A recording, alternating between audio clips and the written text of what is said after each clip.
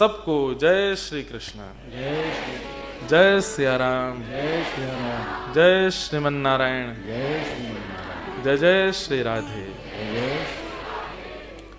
ठाकुर जी की बड़ी कृपा है, इतनी दूर भारत के भी हम आप सब लोग सत्संग का यह लाभ प्राप्त कर रहे हैं।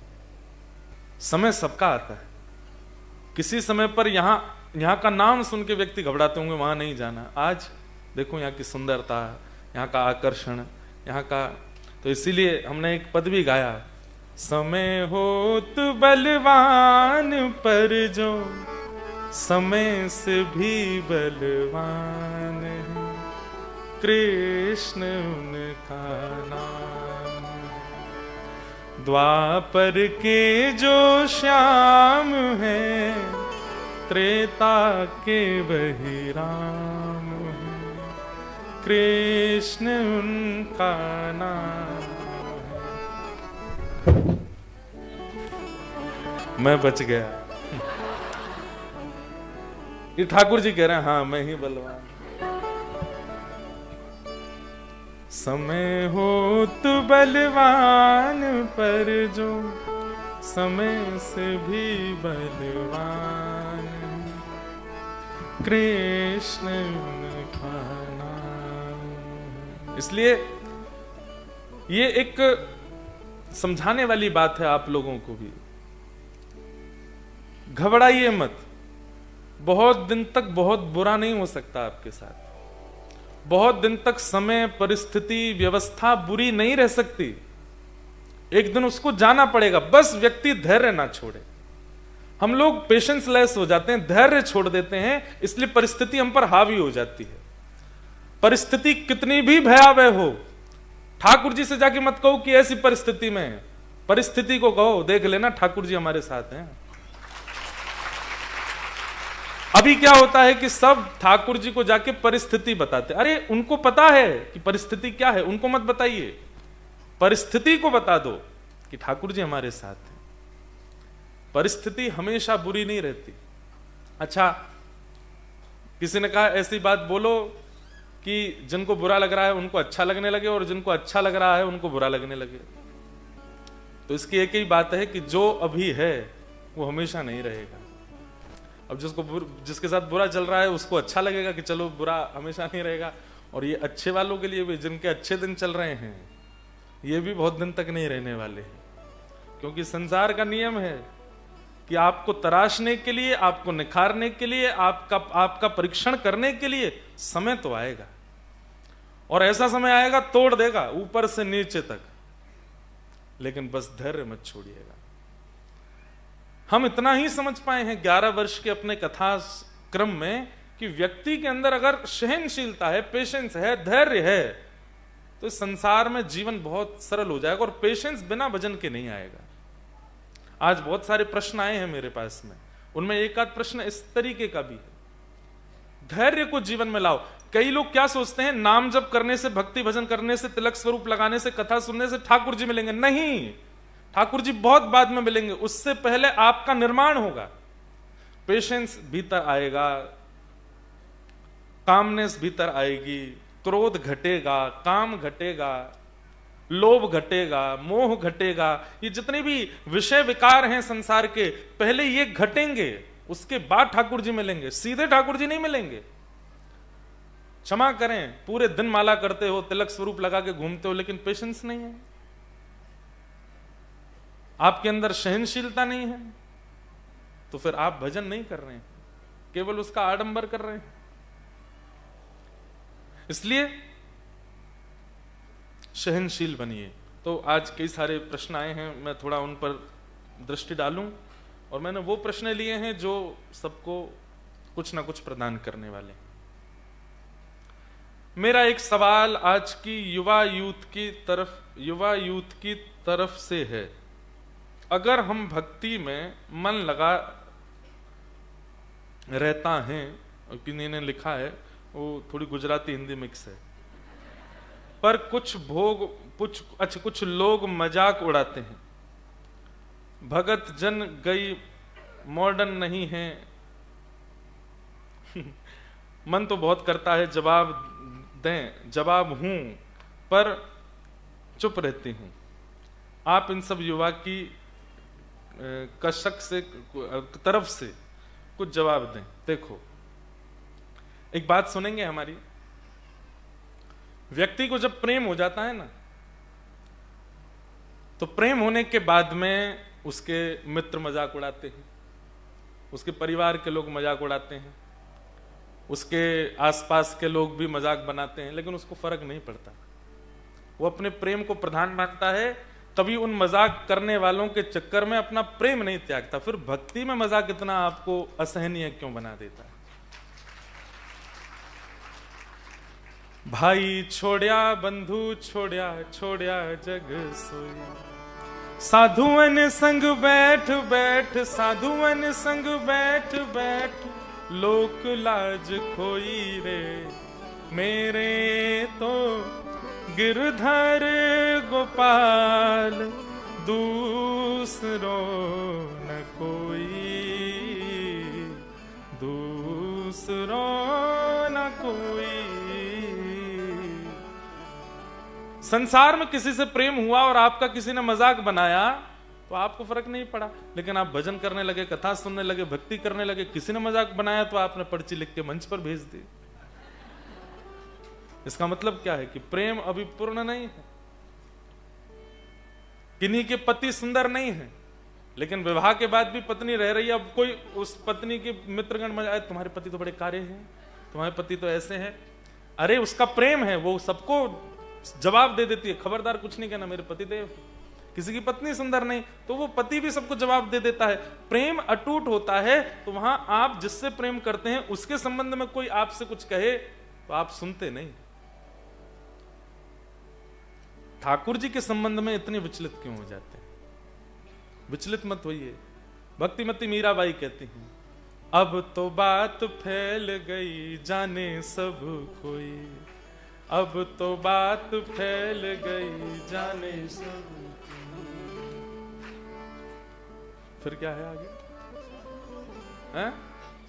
साधुअन संग तो गा दिया। अब तो बात फैल गई जाने सब कोई। फिर मीरा दासी ऐसे करके भाव है। मीराबाई ठाकुर जी से कहती हैं, अब तो सबको पता है कि मैं आपकी हूं, अब तो मुझे स्वीकार करना पड़ेगा।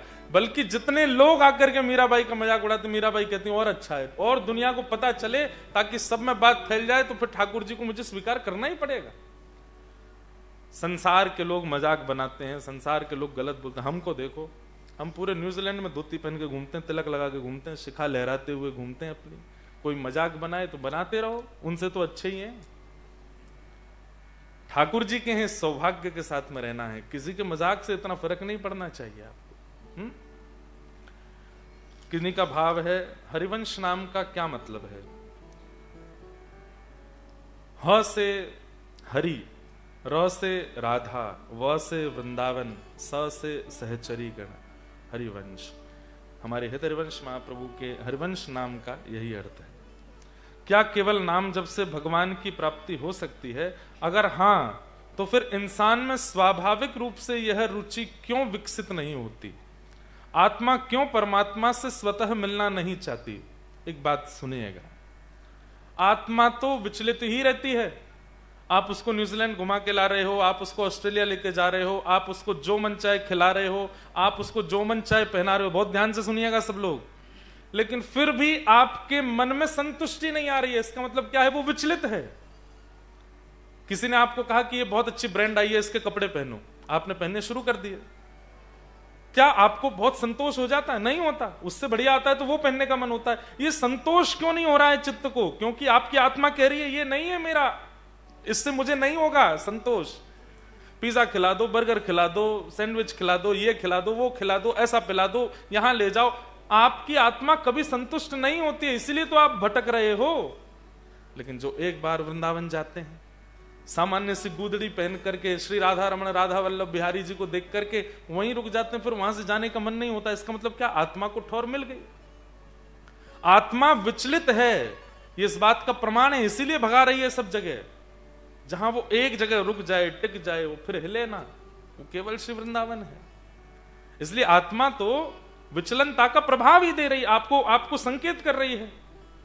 कभी ऐसी घड़ी पहनाओ, कभी यहाँ वाले ये पहनाओ, ये कराओ, ये कराओ, सब में घुमाती है। क्यों? क्योंकि वो संतुष्ट नहीं हो पा रही। संतुष्टि तो उसको कथा से ही होती है। भगवान श्री कृष्ण गीता में कहते हैं 2 सबसे कठिन काम है संसार में।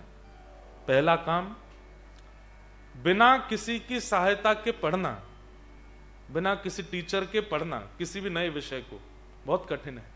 और दूसरा, बहुत देर तक मौन रह करके किसी और को सुनना। आप लोग 6:30 बजे से 9 बजे तक हमको मौन रह के सुनने वाले हैं। क्यों? क्योंकि आपकी आत्मा को यहां स्थिरता का अनुभव हो रहा है। आपकी आत्मा आपको संकेत कर रही है, यही चाहिए था, यही चाहिए, इसी से ही मुझे संतोष होता है। फिर आपने कहा कि स्वाभाविक व्यक्ति नाम जप क्यों नहीं कर पाता?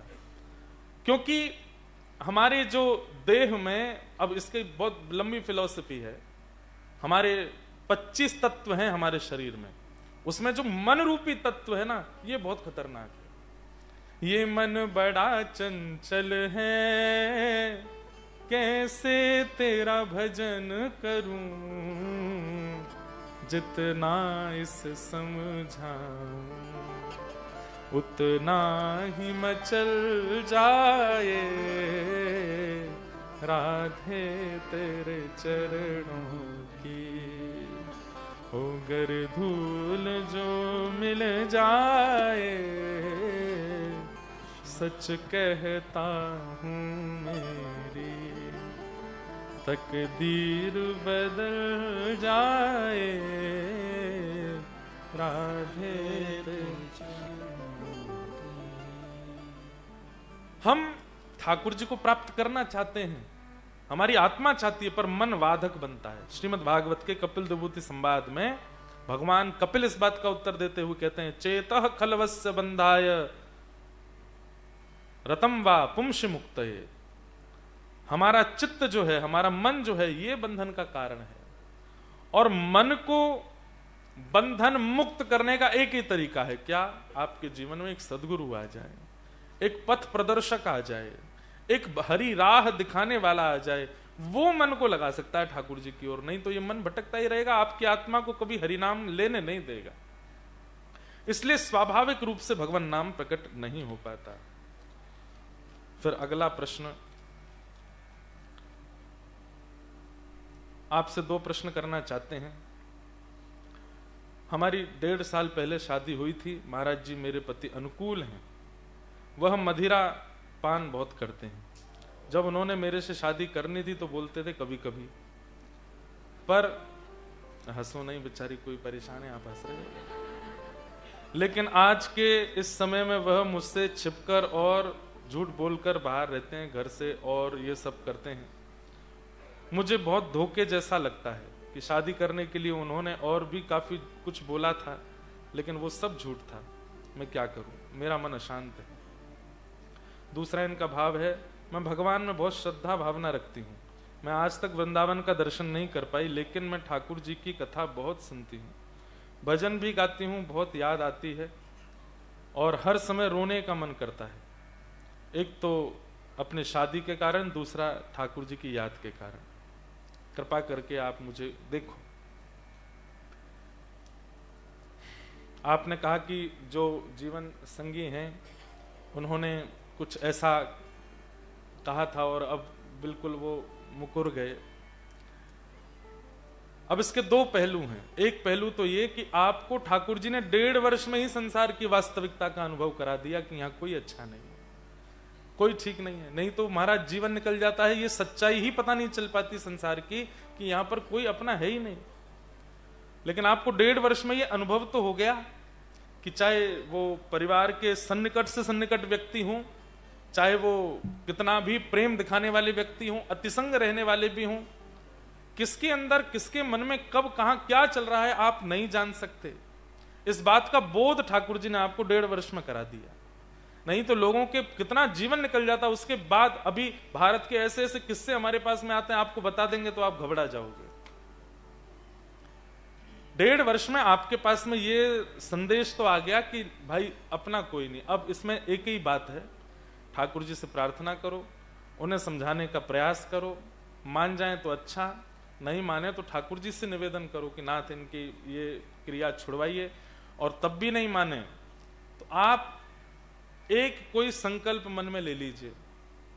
जैसे ये बात हमको कहां से आती है, भक्तमाल जी में एक अंगद जी नाम के भक्त हैं, उनके चरित्र आता है। अंगद जी की पत्नी ने अपने पति के किसी दुष्कर्म के कारण घूंघट कर लिया था और बोले मैं आपको मुंह ही नहीं दिखाऊंगी आज के बाद। 4 वर्ष तक अपने पति को मुख नहीं दिखाया, और 4 वर्ष बाद जब पति उनके भगवत परायण हो गए, बिल्कुल भक्तिमय हो गए, तब जाकर के उन्होंने मुख दर्शन कराया। ये तो एक उदाहरण जैसा है। जब वे आपसे झूठ बोल करके कुछ ऐसा कर रहे हैं तो इसका मतलब ये नहीं कि आप भी कुछ ऐसा ही करो बदला लेने के लिए, लेकिन हां कोई एक तो आपको ऐसा उनको करना पड़ेगा जिससे उनको फील हो कि नहीं ये ठीक नहीं है। आपकी कोई ऐसी वस्तु या ऐसी कोई भावना जो उनको बहुत प्रिय हो, उससे उनको थोड़ा वंचित रखो। जैसे बच्चे को फोन का बहुत एडिक्शन हो जाता है इंडिया में, यहां तो पता ही नहीं पेपर वेपर होते भी कि नहीं, बच्चों के पढ़ते भी हैं कि नहीं। भारत में बच्चों को बहुत एडिक्शन हो जाता है तो माता पिता क्या कर देते हैं, इतना % ला के दिखा, तेरे को फोन दिलाऊंगी, मैं दिलाऊंगी, तू ला के दिखा दे। तो बच्चा फोन के लोभ में उतने % लाता है। ऐसे ही अब आपको करना पड़ेगा अपने पतिदेव जो भी हैं उनके लिए कि उनको एक आपको कुछ तो करना। देखो आपने मुझसे झूठ बोला, आप सब करते हैं, सब जो भी बात है, अब आपको चाहिए कि मैं आपकी हर बात मानूं, आपके संग रहूं प्रेम से सब, तो फिर आपको ये करके दिखाना पड़ेगा, ऐसा कुछ आपको करना पड़ेगा। और मन ही मन ठाकुर जी से प्रार्थना करते रहो कि ये ठीक हो, क्योंकि कई बार विचलित व्यक्ति को सुधारने के लिए ही ठाकुर जी ने आपको भेजा होता है उसके पास, तो उनको सुधारने का प्रयास करो। फिर आपने दूसरी बात की, वृंदावन की बहुत याद आती है, तो बहुत अच्छी बात है उसके विरह में। फिर आपने आगे कहा है वन सजेशन, महाराज जी आप न्यूजीलैंड आए हैं तो सबसे ब्यूटीफुल सिटी क्वींस टाउन जरूर जाइए, वहां लोग बहुत अच्छे हैं। इसका मतलब क्या है, ऑकलैंड वाले नहीं हैं वहां लोग बहुत अच्छे हैं, नेचर की तो बात ही बहुत अलग है। मैं क्वींस टाउन से ही आई हूं, एक बार अवश्य जरूर जाइएगा। हम देखते हैं क्या बनता है। फिर किन्हीं का भाव है, हम आपको पिछले 4 वर्ष से YouTube के माध्यम से सुन रहे हैं, आपकी बताए हुए पर बात पर चलते हैं, यथासंभव प्रयास कर रही हूँ। मेरी आत्मा, मन और बुद्धि ने आपको अपना गुरु मान लिया है। मैं हृदय से आपका बहुत बहुत धन्यवाद करती हूँ कि आपने मुझे लाल जी और श्री राधा रानी से प्रेम कराया। आपकी कृपा से जीवन में अब आनंद ही आनंद है। गुरुदेव मेरे मन में अब एक ही चिंतन बार बार उठता रहता है, अब आई काम की बात। इतने अवगुण और कमियों के बाद भी श्री जी मुझे स्वीकार करेंगी, उनकी कृपा पर मेरा अटूट विश्वास है, फिर भी यह शंका मन में क्यों आती है। अब आप जिन्होंने भी ये पत्र लिखा है, ये सबसे बड़ा लक्षण है कि आपको अपने अंदर अयोग्यता लगती है। नहीं तो यहां संसार में ऐसे ऐसे लोग बैठे हैं जो तिलक लगाने का भी अभिमान करने लगते हैं। हम तो रोज तिलक लगाते हैं। महाराज जी 4 से 4:15 नहीं उठता मुझे उठने में, 4 बजे तो उठ के बैठ जाता हूं, 4:30 तो मेरे ठाकुर जी स्नान कर लेते हैं, और 4 बजे से 4:30 बजे से 6 बजे तक रोज मेरा जाप होता। आंधी आए, तूफान आए, कुछ हो जाए, इतना गाते हैं। उनका मतलब क्या है कहने का, कि वो केवल ये बताना चाह रहे हैं कि हम कितने बड़े भक्त हैं, लेकिन आपके अंदर ये हमेशा बात आती है कि मेरे अंदर अवगुण है। अब आप सोचो, सूरदास जी का नाम सबने सुना है, नेत्रों से देख नहीं सकते, ठाकुर जी का भजन करते हैं, और वे सूरदास जी क्या कहते हैं, कौन कुटिल खल कामी मौसम, कौन कुटिल खल कामी, जो तन दियो ताहि बिसरायो, ऐसो नमक हरामी, जो तन दियो ताहि बिसरायो, ऐसो नमक हरामी, कौन कुटिल खल कामी मौसम, कौन कुटिल खल कामी। परम वैष्णव, परम भक्त सूरदास, जो बिना नेत्रों के भी ठाकुर जी का दर्शन कर लेते हैं, ऐसे सूरदास जी जब कह सकते हैं अपने लिए कि मैं कुटिल हूं, मैं कामी हूं, मैं क्रोधी हूं, जबकि कुटिलता का क भी नहीं था उनके अंदर, लेकिन फिर भी ठाकुर जी के आगे दीन बनना, ये दीनता आवश्यक है। इससे अभिमान मत करना जिन्होंने भी ये पत्र लिखा है, परंतु ये बहुत आवश्यक है। भक्ति में सदैव अपने आप को यही मानिए कि मैं तो कुछ करता ही नहीं हूं, मेरी तो योग्यता ही नहीं है। हमारे पूज्य गुरुदेव भगवान पिताजी महाराज एक पंक्ति गाते हैं, बहुत ध्यान से सुनिएगा।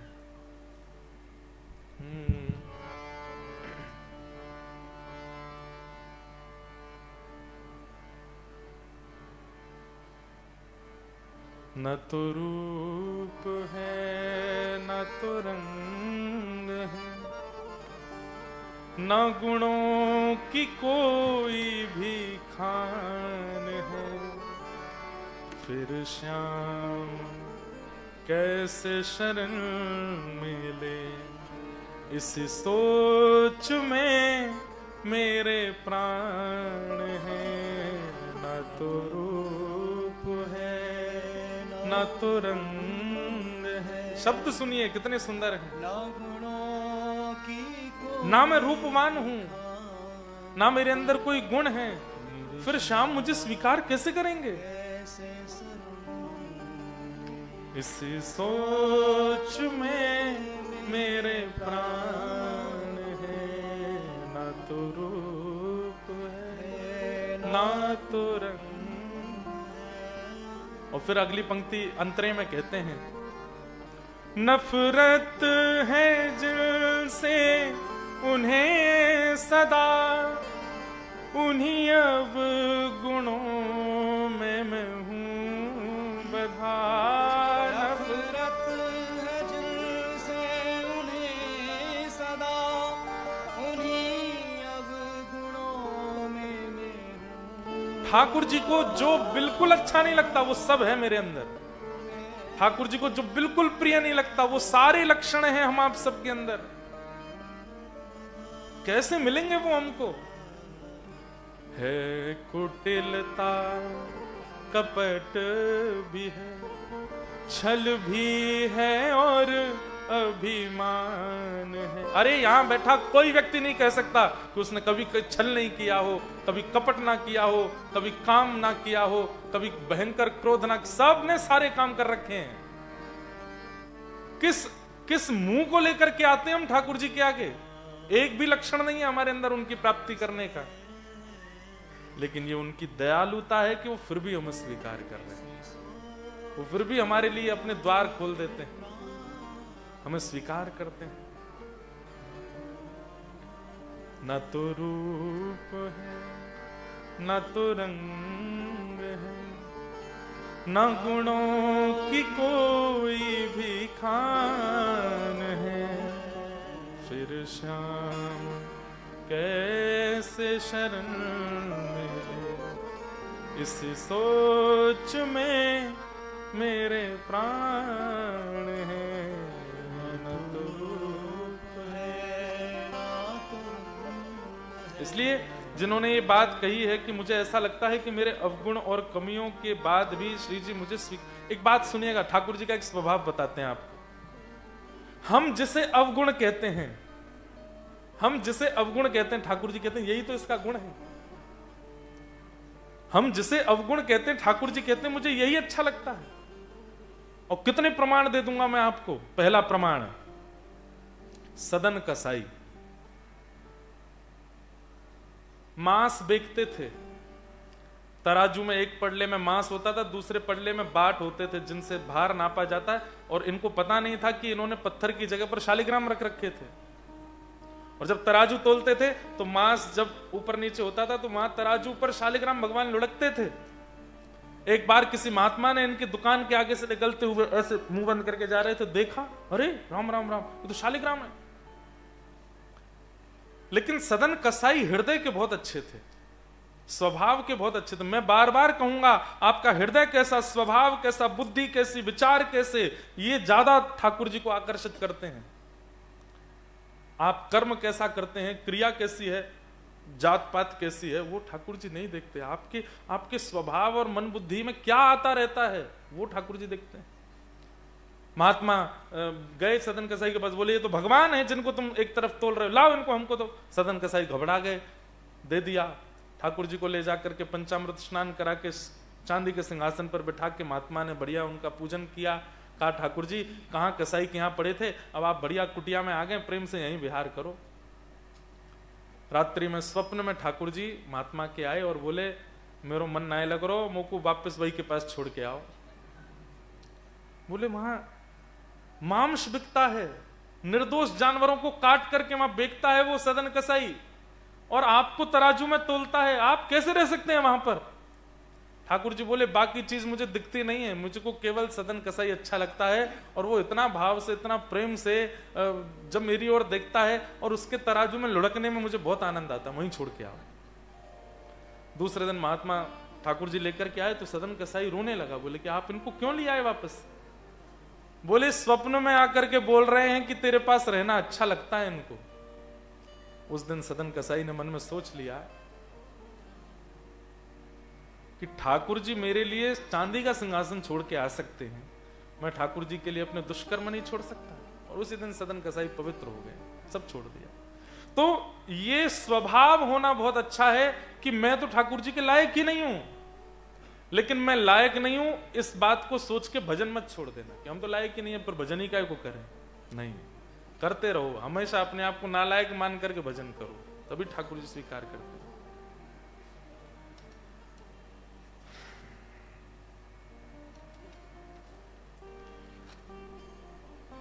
अब देखो, एक बहन जी ने तो लिखा कि हमारे पतिदेव ने झूठ बोल करके ऐसा ऐसा किया। एक कोई पतिदेव हैं, उन्होंने तो यहाँ क्षमा मांगी है पूरी कि मैंने बहुत गलत कर्म किए हैं, मेरी पत्नी मेरे बच्चे सब परेशान हैं, हे महाराज जी आप कृपा करके मुझे बताओ मैं क्या करूं। गलती को स्वीकार कर लीजिए और जो उचित दंड ठाकुर जी कर्म और आपकी गृहिणी निश्चित करे उसको स्वीकार करो।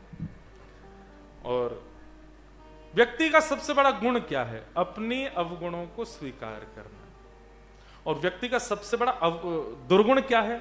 अपने अवगुणों को स्वीकार ना करना। कोई आपके मुंह पर बोल रहा है आप में ये कमी है, नहीं बिल्कुल नहीं है, बिल्कुल नहीं है, ऐसा तो मैं हुई नहीं, आप जबरदस्ती थोप रहे हो ना। अगर गलती है, देखो हर व्यक्ति जानता है मैं कैसा हूं, कोई बोले तो स्वीकार, हाँ मुझे लगता है कि मेरे अंदर ये अवगुण है, आपसे बढ़िया कोई नहीं है। इस प्रकार कई प्रश्न हैं, सबको मैं प्रणाम करते हैं। फिर एक भैया ने और एक बात कही है कि मुझे न्यूजीलैंड आए हुए 2 साल हो गए, शुरू में मैं बहुत काम था, राधा वल्लभ जी के डिसीजन पर पूरा विश्वास था, जो होता था उसे लाल जी के चरणों में समर्पित कर देता था। पर कुछ समय से एक बदलाव आया है मुझ में, मैं छोटी छोटी चीजों पर इरिटेट हो जाता हूं। जिन चीजों का मुझ पर कभी फर्क नहीं पड़ता था वो चीजें मुझे परेशान करती हैं, फिर पूरा दिन खराब कर देती हैं, और बाद में मैं सोचता हूं फिर कि यह इतनी बड़ी बात भी नहीं थी, कृपया मार्गदर्शन करें। ये कहीं ना कहीं वैष्णव और भगवत अपराध के बाद ऐसा होता है। व्यक्ति के सामने बड़ी से बड़ी बात हो जाए और वो उसको भी लेट गो कर दे तो समझो कि बहुत बढ़िया भजन है, उसका भजन अच्छा करता है, इसलिए चीजों को लेट गो करना जानता है। लेकिन कोई बात को लेकर के बैठा है, रात भर योजना बना रहा है, दिन में बैठ रहा है, उससे परेशान हो रहा है, अब खुद भी परेशान हो रहा है, सबको भी परेशान कर रहा है, और इसका मतलब वो पहले भजन करता था तब नहीं होता था, अब हो रहा है, इसका मतलब कोई वैष्णव अपराध है। हाँ, पहले भी भजन नहीं बनता था, अब भी इरिटेट वाला ही, पहले भी इरिटेट रहता था, अब भी इरिटेट रहता है, तो ऐसे का तो वो स्वभाव है। एक बहू ने दाल बनाई, सासू माँ ने खाई, जोर से चिल्लाने लगी सासू माँ, तो बहू ने आके कहा क्या हो गया? बोले 1 कटोरी और दो। दूसरी कटोरी पी गई, 1 कटोरी और दो, तीसरी कटोरी पी गई। बहू ने कहा आप चिल्ला क्यों रही हो? बोले इसमें नमक क्यों नहीं डाला है? बहू ने मन में सोचा फिर खा क्यों रही हो इतना जब अच्छा ही नहीं है। तो अगले दिन बहू ने और बढ़िया दाल बनाई, सासू माँ को जैसे दी तो सासू माँ ने पी के फिर चिल्लाने लग गई, 1 कटोरी दो, 2 कटोरी, 3-4 कटोरी फिर खा गई। बहू ने कहा आज कोई कमी? बोले नहीं, आज कल से बढ़िया बनी है। तो फिर आप नाराज क्यों? बोले कि मैं इसलिए नाराज कि तूने कल अच्छी क्यों नहीं बनाई थी। कल नमक कैसे कम पड़ गया? इसको क्या बोलते हैं? स्वभाव से दुखी व्यक्ति, जो हमेशा से ही इरिटेट है।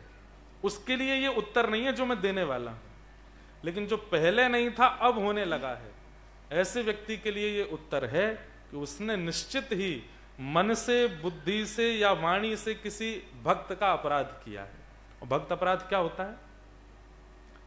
मान लीजिए आपने किसी को भजन करते हुए देखा, कोई नाम जप कर रहा है, और आपने मन में क्या सोच लिया? नाटक कर रहा है। बस यही है वैष्णव अपराध, इतना ही है।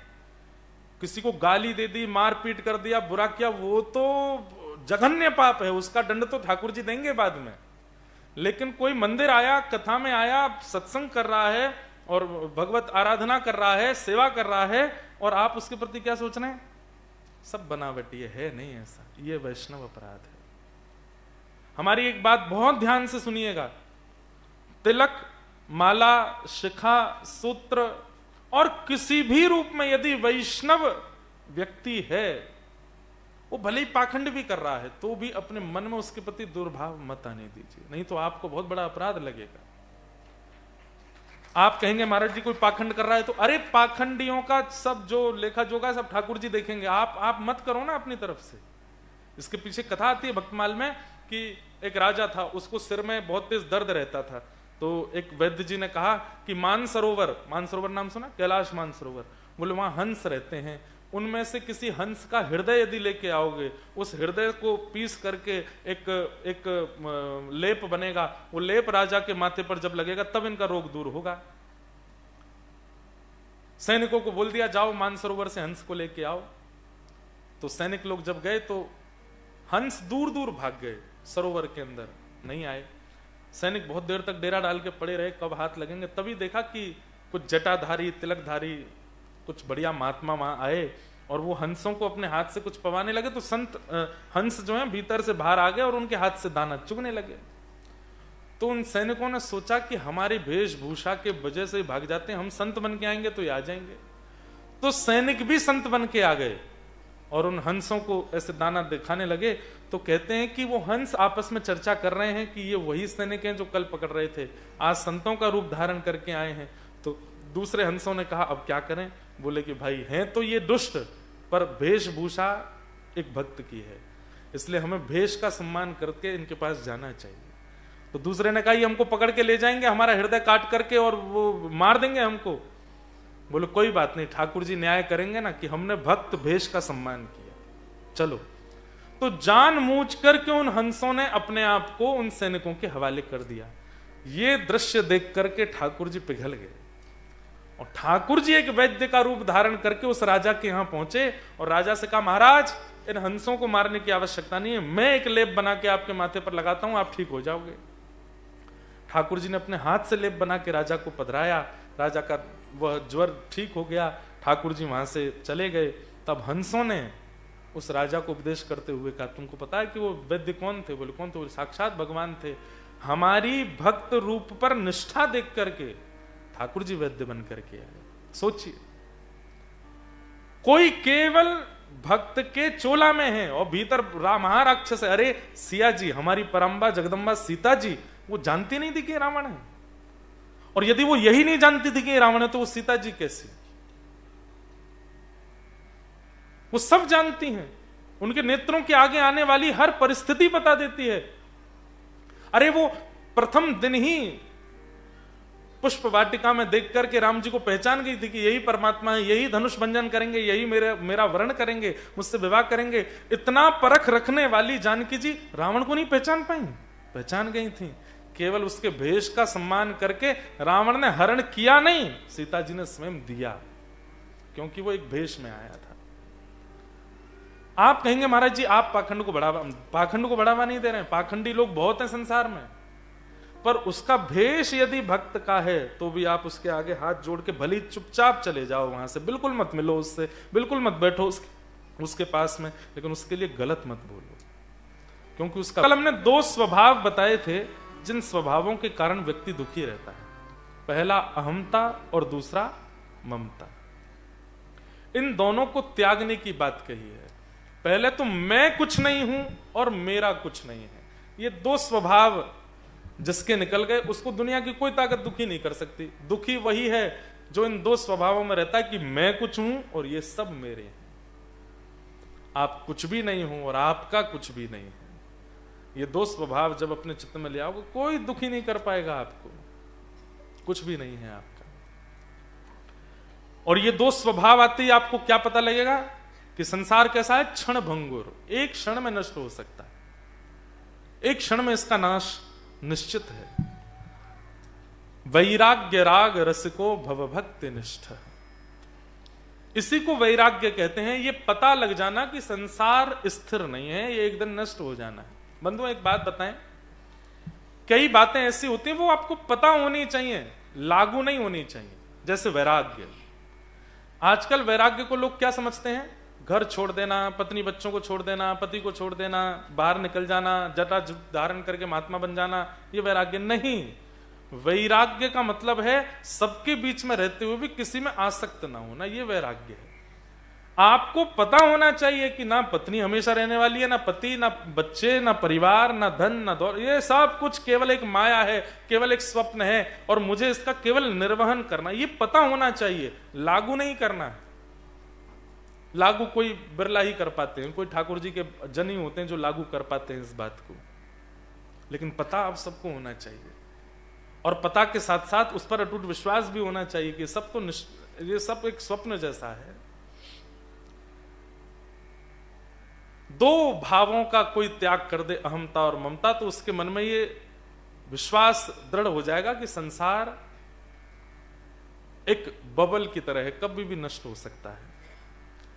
फिर दूसरा श्लोक कहते हैं, धर्मं भजस्व सततं त्यज लोक धर्मान् सेवस्य साधु पुरुषां जहि काम तृष्णाम् अन्यस्य दोष गुण चिंतनमाशु मुक्त्वा सेवा कथां रसमहो नितरां पिबध्वम्। बहुत ध्यान से सुनिए, धर्मम भजस्व सततम। मैंने कल भी कहा था ये दो श्लोक की गीता है, अगर एक एक शब्द इसका समझ लिया तो संपूर्ण गीता का सार आपको मिल जाएगा। अहमता ममता का त्याग करने के बाद, संसार की वास्तविकता को समझने के बाद चौथा काम क्या करना है, बोले धर्म को भजो, धर्म को भजो सततम, हमेशा। अब धर्म क्या है, धर्म किसे कहते हैं, तो कहते हैं धार्यति इति धर्म, जो धारण करना सिखाती हो उसको धर्म कहते हैं। जिसमें धारण करने की क्षमता हो उसको धर्म कहते हैं। जो बिखेर दे, जो नष्ट कर दे, जो सबको अस्थिर कर दे, वो अधर्म है। और जो सबको संजो दे, धारण कर ले, वो धर्म है। बहुत सिंपल सी व्याख्या है धर्म की। धर्मम भजस्व सत्यम, वो क्रिया करो जिससे सब संभल जाए, वो क्रिया करो जिससे आप स्थिर हो जाओ, वो क्रिया करो जिससे आप अस्थिर ना रह पाओ। धर्मम भजस्व सततम। और किसका त्याग करो, बोले त्यज लोक धर्मान, लोक धर्म का त्याग करो। लोक धर्म किसको कहते हैं,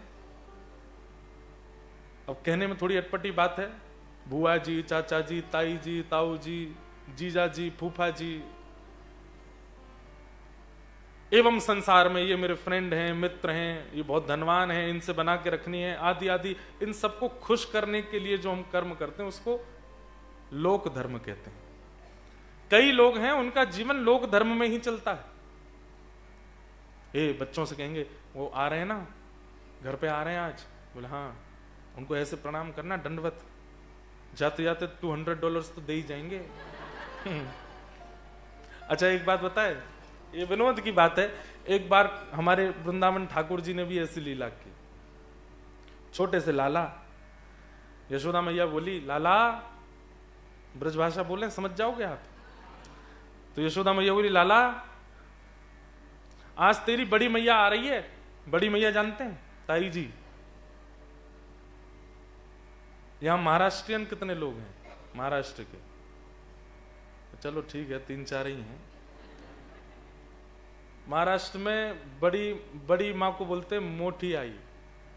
मोठी आई, पहली बार जब मैंने सुना तो मुझे लगा मोटी आई, पर उसको बोलते मोथी आई। तो यशोदा मैया बोली, लाला आज तेरी बड़ी मैया आ रही है। बोले अच्छा, दंडवत प्रणाम करियो। तो छोटे से कन्हैया 3.5 वर्ष के बोले, मैया मैं क्या प्रणाम करूं? अरे तेरी बड़ी मैया, उन्हें प्रणाम करना चाहिए, मोतू बड़ी है वो। मैं 90 बरस की है, सोच वो कितने बरस की है अभी, उनको प्रणाम करियो। ठाकुर जी बोले, बदले में कहा मिलेगो? वो हैरी लाला तू ऐसो लोभी है रो, अभी ते छोटो सो 3.5 बरस को, अभी ते तेरे मन में ये बात आ रही है कि तू ताई को प्रणाम करोगे तो तू को कुछ मिलेगो? हाँ तो नंद जी को लाला हूं मैं, फ्री फुकट में ना करूं कोई को प्रणाम, पहले मुझको बताओ कहां मिलेगो। तो यशोदा मैया बोली, तू उनको प्रणाम करेगो तो को मैं माखन की लोनी दूंगी। हैं या माखन की लोनी का प्रणाम करूं? ये तो मैं ऐसे ही चुराई लूंगा कहीं से भी। लाला तू उनको प्रणाम करेगो तो मैं तो गैया चरवाऊंगी। बोले गैया तो मैं ऐसे ही चराया आऊंगा। लाला तू उनको प्रणाम करेगो तो को मैं पद्म राग के कंगन पहनाऊंगी। ठाकुर जी बोले, मुंह में लोभ ना है मैया, तू ऐसा लोभ मत देवे, है ना, पद्म राग के कंगन ना ही चाहिए मुंह को। लाला तू उनको प्रणाम करेगो तो को नई मुरलिया लेके आऊंगी। ठाकुर जी बोले, गनेरी पड़ी है मुंह पे, ना ही चाहिए मुंह। इतनी देर हो गई, अब माँ को ये भी लग रही है संस्कारी बालक तो तभी दिखेगो जब प्रणाम करेगो, नहीं तो बड़ी जेठानी है आए के कहेंगे कहां सिखाए वाला को प्रणाम भी ना करे। ठाकुर जी देखने, और बता मैया और कहां मिलेगो? तो मैया ने अंत में बोली, लाला तेने अगर बड़ी आई को प्रणाम कियो, बड़ी ताई को प्रणाम कियो तो तेरो ब्याह जाएगो। इतने में तो ठाकुर जी ने फेंटा बांध, बोले कहां है बड़ी मैया? मैया जल्दी बता कहां को है? बोले अभी आ रही है नंद भवन में। ठाकुर जी तो बाहर द्वार पे ही खड़े है गए हैं, कौन सी दिशा से आवेगी? बोले वाह दिशा से, वही देख रहे हैं। मैया अभी तो आई ना? बोले आवे बारी है। अब मैया को इतना खुश, इतनी प्रसन्नता है रही है कि चलो बढ़िया है, बड़ी मैया को प्रसन्नता होगी, लाला कितना संस्कारी हमारो। और जैसे ही बड़ी मैया आई, ठाकुर जी तो मैया ने कही यही है लाला बड़ी मैया। ठाकुर जी तो वहीं से दौड़ करके गए, अरे मेरी बड़ी मैया आ गई, मेरी बड़ी मैया आ गई, मेरी बड़ी मैया आओ। वहीं से दंडवत प्रणाम करें, एक बार प्रणाम करें, दूसरी बार प्रणाम करें, जैसे दंडवती परिक्रमा करें ऐसे ठाकुर जी परिक्रमा करते हुए जा रहे हैं। बड़ी बूढ़ी मैया, उनके तो नेत्रन में आंसू आ गए। अरे यशोदा तेरो लाला कैसो संस्कारी, आज आज मेरो लाला गोदी में आजा। अब तो अंक से लग गए, अब तो अंक में लग के ठाकुर जी पसीना पहुंचे। अरे मेरी बड़ी मैया आ गई, मेरी बड़ी मैया आ गई। मैं तो मैया तेरे पास ना सोऊंगा, मैं तो इन्हीं के पास सोऊंगा, इन्हीं के संग खाऊंगा, इन्हीं के संग रहूंगा। अब छोटे से ठाकुर जी 3.5 वर्ष के तोतली वाणी में इतना प्रेम लुटा रहे हैं। रात है गई, रात में ठाकुर जी गए यशोदा मैया के पास, बोले अभी तक आशीर्वाद दियो नहीं है मैया। यानी अगर सुगढ़ ब्याह को आशीर्वाद नहीं, सुगढ़ मतलब अच्छे ब्याह को, सुगढ़ ब्याह को आशीर्वाद नहीं दियो तो मैं को श्राप दे दूंगा। अरे लाला ऐसा ना क्यों करें, तू खूब सेवा कर रज रज के, जब जावेगी तो बड़ी आई तुमको आशीर्वाद देके जाएगी। ठाकुर जी कभी चरण दबा में, सवेरे वो उठे उससे पहले ठाकुर जी उठ जा, मैं तो आपके संगे स्नान करूंगा। उनके संगे स्नान कर रहे हैं, उन्हीं के संग खा रहे हैं। जाते जाते यशोदा मैया बड़ी ताई जी ठाकुर जी की आशीर्वाद, लाला ऐसो मेरो चिरजीव है, लाला की खूब लंबी आयु हो, मेरे लाला को ऐसो नाम है जाए, मेरे लाला के खूब खूब संपत्ति है जाए, खूब वैभव है जाए। ठाकुर जी मुंह बनाए बैठ रहे हैं, यशोदा मैया को देख रहे हैं, नाम लेके आयु लेके संपत्ति लेके क्या करूंगा अकेलो। अब तो बड़ी ताई लास्ट में फिर बोल गई, मेरे लाला के खूब सारे ब्याह है जाएं। और जैसे ये बात कही है महाराज, ठाकुर जी तो लिपट गए मैया से, मैया तू तो यहीं डट जा, तू मत जावे, हमें छोड़ के मत जा, तू यहीं रहे।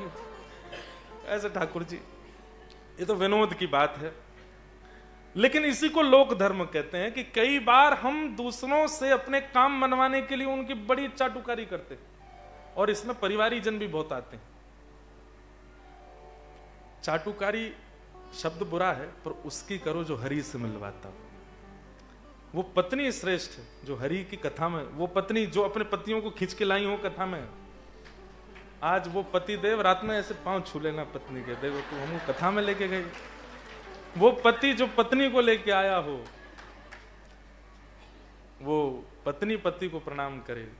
वो बच्चे भी जो माँ को कह के लाए हो, माँ वो आए हैं जगन्नाथ चकानैन वाले महाराज जी, उनकी कथा सुना ला, उन बच्चों को प्रणाम कर लेना। क्यों? हरि से मिलाने वाले के समीप जो ले जाए उसकी चाटुकारी करो, वो धर्म बन जाएगा, वो धर्म बन जाएगा। जो ठीक है, अब हमको भी बहुत लोग घुमा रहे हैं न्यूजीलैंड में, इधर घूमो इधर घूमो इधर करो, हम भी खूब आनंद कर रहे हैं, लेकिन घूम फिर के अंत तो गत्वा गति क्या है? ठाकुर जी ही है। लेकिन आपको दुनिया भर का प्रलोभन देते हो, ये वाली पी के देखो, ऐसा वाला खा के देखो, यहाँ पे नाच के देखो, ये करके। कई बार तो सत्य बता रहे हैं, संसार में ऐसे ऐसे काम होने लग गए हैं कि सुनकर के लगता है सच में ये सब भी होता है यहाँ पे। ये दुनिया के ऐशो आराम का प्रलोभन देने वालों की चाटुकारी नहीं करनी है। बोलने वाली बात नहीं, हम ऑस्ट्रेलिया जाते हैं, यहां सब बैठे हैं, लोग कैसा कैसा प्रलोभन देते हैं, आप महाराज जी को लेके आओ, हम ये देंगे उनको।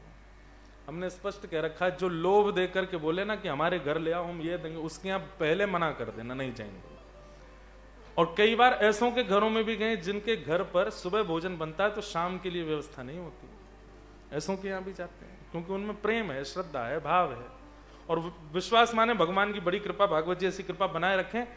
इस संसार के लोभ प्रलोभ देने वालों से दूर ही अच्छे, उनका मत करो, ज्यादा उनकी चाटुकारी अच्छा नहीं। हाँ ठीक है, कई बार बुलाने वाले और सब प्रकार से क्रिया कराने वाले, उनके भावनाओं का सम्मान तो करना पड़ता है, लेकिन चाटुकारी नहीं। सुनने में आती हैं कई बातें, जब और भी वैष्णव आते हैं, वे लोग बहुत ऐसी बातें करने लगते हैं तो फिर मन बहुत खिन्न होता है कि वैष्णवों को ऐसी बातें तो नहीं करनी चाहिए। धन अर्जन के लिए किसी भी स्थिति में पहुंच जाते हैं, ऐसा नहीं। वो सबसे अच्छा संबंध जो ठाकुर जी के समीप ले जाता हो, और जो ठाकुर जी के समीप नहीं ले जाता है, उससे बहुत संबंध बनाने की प्रयोजना योजना मत बनाओ। मीराबाई कहती हैं, मीराबाई से किसी ने कहा, मेरा बहुत प्रिय पद है, मैं बहुत कम विदेश में तो गाता ही कम हूं, गा रहा हूं आज। बाई साहब से किसी ने कहा कि बाई साहब आप क्यों ठाकुर जी की सेवा करती हो, क्यों ठाकुर जी का इतना कीर्तन करती हो, आपके देवर राणा को इतना बुरा लगता है, क्यों करती हो? अरे उसको बुरा लगेगा तो आपको एक दिन महल से निकाल देगा। तो मीराबाई कहती हैं, उसको बुरा लगेगा वो महल से निकाल देगा, उसको बुरा लगेगा वो राज्य से निकाल देगा, और इनको बुरा लग गया तो इनके तो तीनों लोक हैं, ये कहां भेजेंगे मुझे? तीनों लोक से अगर मुझे निष्कासित कर दिया तो कहां जाऊंगी मैं? अरे एक छोटे से राज्य के राजा को रिझाने से अच्छा त्रिलोकी नाथ को रिझाऊंगी मैं, वो रीझें, बाकी पूरा संसार भले ही रूठ जाए मुझसे। यही है त्यजलोक धर्मान। हमारी प्रत्येक गतिविधि में करना तो बहुत मुश्किल है आप लोगों के लिए, लेकिन आप में कई ऐसे बैठे हैं जो कर सकते हैं, और जो इसी के लिए कथा में आए हैं, वो करो जिससे ठाकुर जी रीझें। संसार तो आपसे कभी रीझने वाला है ही नहीं। आप कितना भी अच्छा करके दे दो इस संसार को, ये संसार आपकी एक चूक पर आपके किए गए 1000 एहसानों को भुला देगा। ये संसार का नियम है। आप कितना भी अच्छा कर लीजिए, और ये माता पिता बच्चों के संग करके देख लें, बच्चे माता पिता के संग करके देख लें, पति पत्नी के साथ, पत्नी पति के साथ, 1000 पॉइंट कीजिएगा, ये अच्छा किया टिक, ये अच्छा किया टिक, ये अच्छा किया टिक, 1000 अच्छा ही करी, चलो एक गड़बड़ी करके देखते हैं। एक गड़बड़ी करो, 1000 भूल जाएंगे लोग। ठाकुर जी का स्वभाव उल्टा है। ठाकुर जी क्या करते हैं? एको गुण खलु निहंति समस्त दोषान। ठाकुर जी का स्वरूप क्या है? एक गुण देखते हैं आपके अंदर, और फिर उसके बाद 1000 अवगुणों को भुला देते हैं। कल हम लोग रसखान जी का चरित्र सुन रहे थे, तो मैंने एक बात कही थी कि इनके वृंदावन आने की एक कथा और है। दूसरी कथा उसमें क्या है कि रसखान जी के अंदर एक दोष था। क्या? सुंदर रूप देखा नहीं कि ये पिघल जाते थे। सुंदरता पर इतने लट्टू हो जाते थे कि बस पूछो मत। और ठाकुर जी का तो ये स्वरूप है, स्वभाव है कि दुनिया जिसको दोष कहती है ठाकुर जी उसको गुण कह देते हैं। अरे ये तो इसका गुण है। रसखान जी एक ऊंचे पदवी पर थे, अपने घोड़े पर बैठ के निकलते थे। तो दिल्ली में इंद्रप्रस्थ में एक वैष्णव रहते थे, उनका बेटा बहुत सुंदर था, छोटा सा 3-4 वर्ष का बालक, गोल मटोल उसकी गाल, ऐसे सुंदर उसके बढ़िया मृग जैसे नेत्र, इतना सुंदर था। तो रसखान जी एक दिन निकले तो उस बालक को देख करके देखते रह गए, इतना सुंदर। क्योंकि पठान थे और उस समय मुगल शासन था, इसलिए हिंदू लोग ज्यादा कुछ बोल नहीं पाते थे। रसखान जी अब तो उसके लिए कभी कुछ मीठा लेके आवे, कभी कुछ चटपटा लेके आवे, और उस बालक को, और बालक को भी व्यक्ति विशेष से प्रेम नहीं होता, बालक को भी ये लगता है कि इनका स्वभाव अच्छा है, ये मुझसे बहुत प्रेम करते हैं। बालक को भी उनकी प्रतीक्षा रहने लगी। तो रसखान जी रोज आते थे, उस बालक के लिए कुछ ना कुछ लेके आते, बालक भी उनसे मिलता। अब घर के लोग सब घबराते थे, बोले मुगल किसी के सगे नहीं है, ये किसी को भी मार देते हैं, और ये हमारे बच्चे पर इसकी दृष्टि पड़ गई, अब क्या करें, कहाँ भागें हम, इंद्रप्रस्थ छोड़ के भी नहीं जा सकते। अब तो स्थिति ये हो गई कि रसखान जी आके उसको सामान नहीं देते, अब तो उसको अपने घोड़े पर बैठा लेते हैं, घुमाने ले जाते हैं। उसके माता पिता बेचारे बाहर हाथ जोड़ के खड़े रहते हैं। रसखान जी कहते हैं चिंता मत करो, मैं आके इसको दे दूंगा। शाम तक घुमाते हैं, बालक को भी अच्छा लगता है, घोड़े पर घूमने को मिलता है, खाने पीने को मिलता है। व्रजमंडल से एक आचार्य इंद्रप्रस्थ दिल्ली गए, और उस बालक के माता पिता के यहाँ जब पहुंचे तो उन माता पिता ने, थोड़ा मुख मुरझाया सा था, तो वैष्णव जो व्रज से गए उन्होंने कहा कि तुम लोगों इतने चिंता में क्यों लग रहे हो, क्या बात है।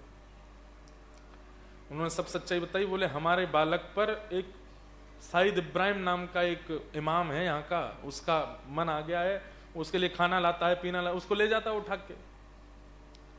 हमको बहुत डर लगता है, ये मुगल लोग कुछ भी कर देते हैं, हमारे बालक को कहीं मार ना दें। आचार्य बोले कल आएगा, तुम मेरे से मिलवाना उसको। अगले दिन जब आए तो रसखान जी जैसे पहुंचे तो बालक को लिए वो आचार्य खड़े थे। तो रसखान जी ने बालक को इशारा किया आओ, अब बालक तो भागे, तो आचार्य ने पकड़ लिया। तो रसखान जी बोले क्यों नहीं छोड़ते आप उसको। बोले कि आप 2 मिनट आएंगे, एक बात कर लें आपसे। रसखान जी नीचे उतर गए, क्या बात है। बोले आप इस बालक से बहुत प्रेम करते हैं। बोले हाँ मैं बहुत प्रेम करता हूं। क्यों। मुझे इस बालक में खुदा का नूर दिखाई देता है, कितना सुंदर है ये बालक, इतना सुंदर मैंने कभी कोई नहीं देखा। इसका रूप तो देखो, इसकी आंखें देखो, इसकी नाक देखो, इसका ओष्ठ देखो। तो वो आचार्य बोले आपके खुदा के बनाए हुए बालक इतने सुंदर हैं, तो वो भगवान कितने सुंदर होंगे। तो रसखान जी बोले कि हमारी परंपरा के अनुसार भगवान का रूप नहीं होता, हम जिस समुदाय में हैं वहां भगवान के रूप नहीं होते, आंख नाक मुंह कान ये सब नहीं होते। तो आचार्य बोले जब रूप नहीं होता तो नूर कहां से आ गया। नूर रूप का ही तो होता है। अगर आप नूर शब्द कह रहे हो तो रूप नहीं होगा, और रूप है तो नूर होगा। रसखान जी को तो उनकी बात बड़ी बढ़िया लगी। बोले कि बात तो आप ठीक कह रहे हो। बोले कि हमको तो यही बताया गया कि हमारे भगवान खुदा का कोई रूप नहीं होता। बोले तो फिर नूर शब्द मत कहिए ना। आप ये मानते हैं कि दुनिया संसार भगवान ने बनाया। बोले हाँ। आप ये मानते हैं मानव भगवान ने बनाया। बोले हाँ। हमारी आंख नाक जीव कान सब भगवान ने बनाया। बोले हाँ। तो ये सब भगवान के अंश के रूप में हमारे अंदर प्राप्त प्रकट हुए। बोले हाँ। तो वो अंश का अंशी भी तो होगा, और वो ऐसा ही तो होगा। नाम तुम्हारा तारणहारा, कब तेरा दर्शन होगा। जिसकी रचना इतनी सुंदर, वो कितना सुंदर होगा, वो कितना सुंदर होगा। न्यूजीलैंड देख करके अगर मन में ये बात आती ना, कितना सुंदर देश है, कितने सुंदर पहाड़ हैं, कितने सुंदर नदियां हैं, कितने सुंदर समुद्र हैं, कितने सुंदर रास्ते हैं, ये देश कितना अच्छा है, तो समझो अभी संसार ही है आपके अंदर। लेकिन मन में ये बात आती है कितने सुंदर पहाड़, समुद्र, रास्ते, पेड़ पौधे, इनको बनाने वाले ठाकुर जी कितने सुंदर होंगे। ठाकुर जी का वो निकुंज कितना सुंदर होगा जिसमें श्री प्रियालाल जी विराजते हैं, जिसमें वो विहार करते हैं। उनकी एक छोटी सी बिंदु इतनी सुंदर है तो वो सिंधु कितना सुंदर होगा। तो समझो कि वैष्णवता है, ये भगवत्ता है।